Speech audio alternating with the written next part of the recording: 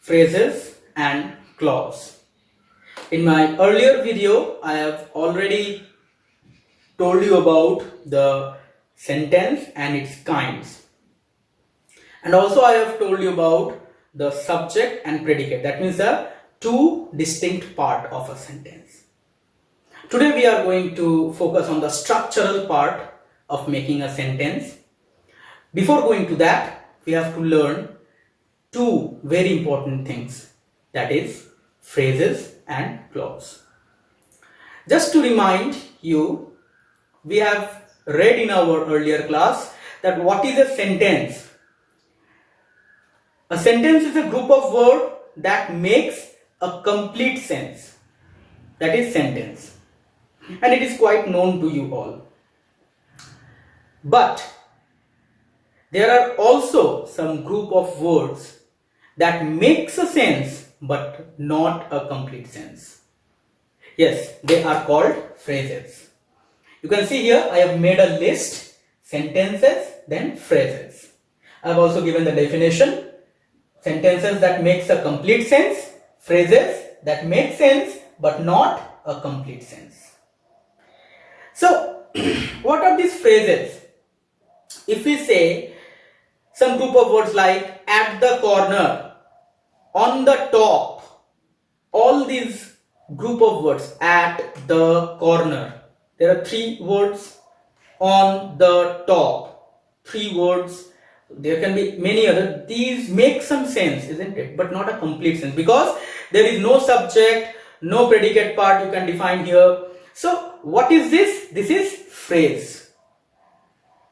And when we make a sentence, when we write a complete sentence, we have to put these phrases in according. So while we differentiate, while we break these phrases, we also go through the clause part, which is very important. Okay. Now, our main focus for this class is over this clauses part, because in your academic portion, you are going to get exercises regarding this. And also, when we are going to learn about the transformation, these clauses is very important, because they help us to structurally complete a sentence and make you know, and you will be able to know that how this sentence is formed. Okay. So going to the clauses part, we will get three main division. You will get many others also. There are also clauses, but I will focus on three main division, that is main clause, or you can say the principal clause. Then we get is subordinate clause, and the third part is relative clause. Now what is this main clause? Clauses are the phrases in a sentence. Okay, clauses are the phrases in a sentence. But how to bring out those clauses, or how to understand those clauses or those phrases?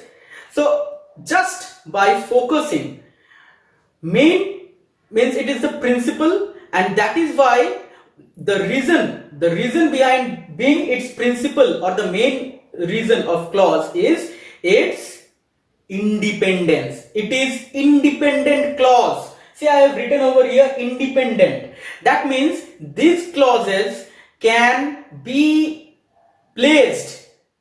Okay, these clauses can be placed anywhere in the sentences. They don't need any help. To make a sentence, you don't need any help. You don't need any other clauses help to to create a sentence. In this principal clause, in this main clause, see, I have given an example. Krishu went to library to get a book. Krishu went to library. Just read till here. Don't read to get a book. This will be the next part. Krishu went to library. See, I am getting Krishu, a subject here. As I have already told you in the earlier classes, subject and predicate part. Krishu went to library. There you find a part of sentence, isn't it? This part is independent, because it can be independently written. It can be independently written. You can only write this part even to make it understand. But now read the next part, to get a book. To get a book. This is also making a sense. This is also making a sense, that means this is also a phrase, that this is also a group of word, isn't it? But it is not making a complete sense, because in this clause part there something is missing. Yes, something is missing. You can find it out just by comparing it to the first one. Here you are finding the Krishu went to library. That means Krishu is the subject. Here we get went verb, and again the purpose behind it, to library. But it's not making a complete sense. But here also in the same part, in the same sentence, second part, that means the second phrase part, to get a book. This is also making a different sense, but not a complete one, and even not a complete like the main one. So this is the difference, and it is called subordinate clause. So what is subordinate clause? Subordinate clause are dependent. They are completely dependent on the main clause. If there is no main clause, you cannot put the subordinate clause in the sentence. Either it will be fragile, means there is no use of it. So that will be a wrong sentence even. So similarly, next point will be the last point of phrase of clause is relative clause. Relative clause is also called adjective or noun clause. Now relative, just by the definition of this, we can relate that. Relating something. That means in this clause is relating both the clauses. Okay, this clause is relating both the clauses. And what are the words that are used to propagate this relative clause? Those are who, which, that, etc. If you can see this board, it's very small, tiny written over here. I have written it small. Who, which, that, etc. All these relative clauses, all these relative words, they make the sentences, both the clauses. Okay, they used to relate both the clauses, like this main clause and the subordinate clause. So main clause and subordinate clause is related with the help of a related clause. See, I have given an example here. I have a brother who lives in Assam. Now see, I have a brother lives in Assam.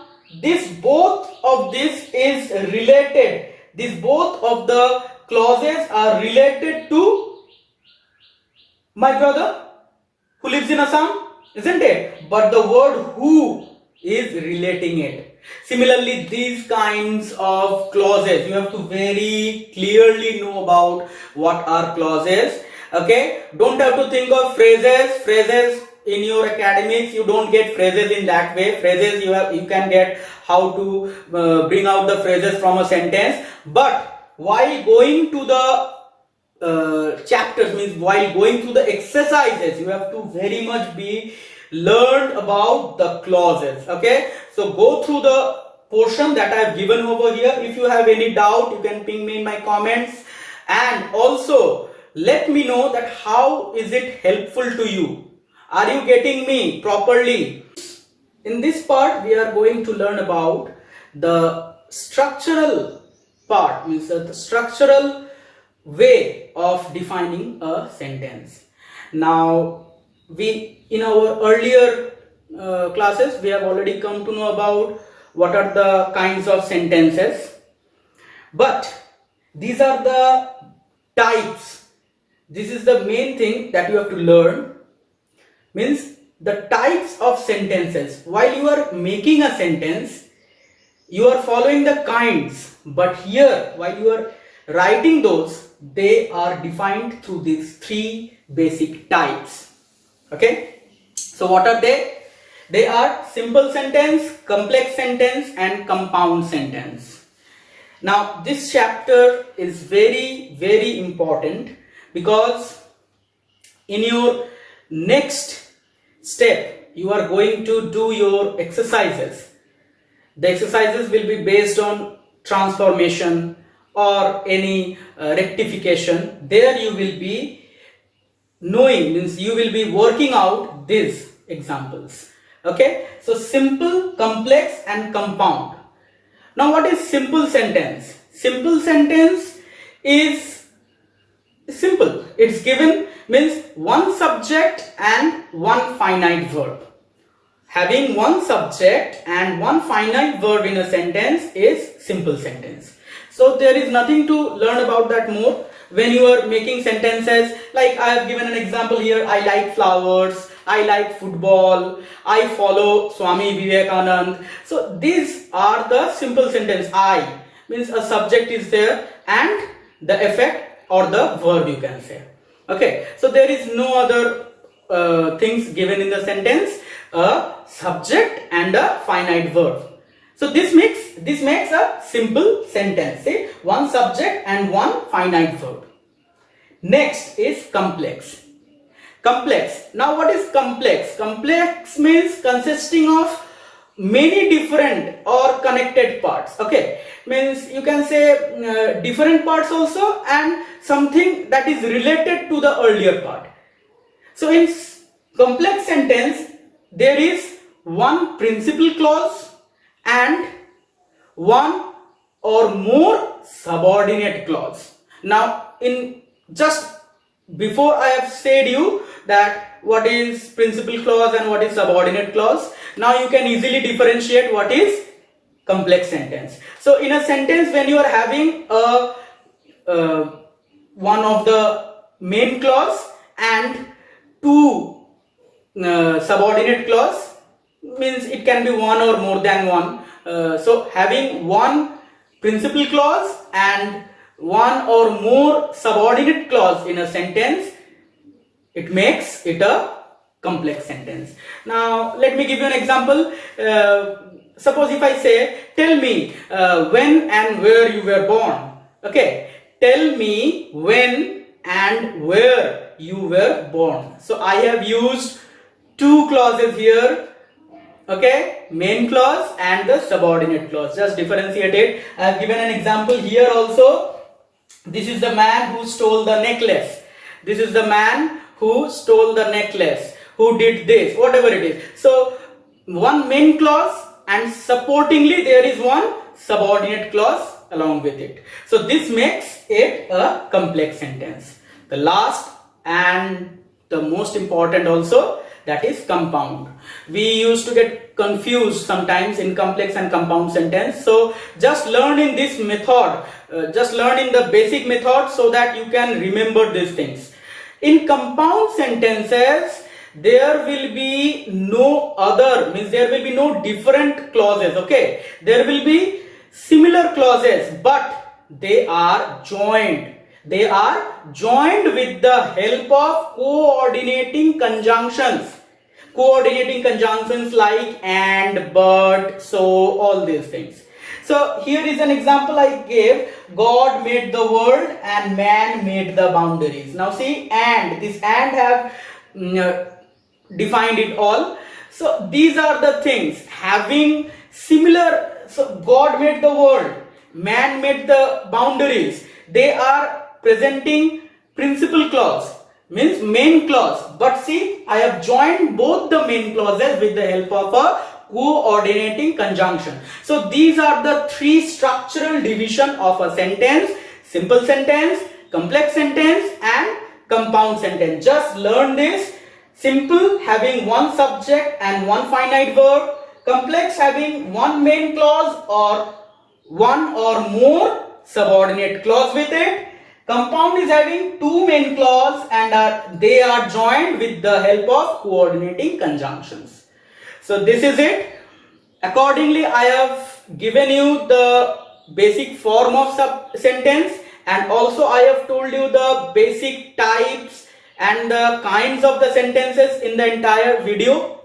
Now go through them rigorously and obviously remember these things. I have made this flow chart for you to make it simple. Okay, just go with the flow.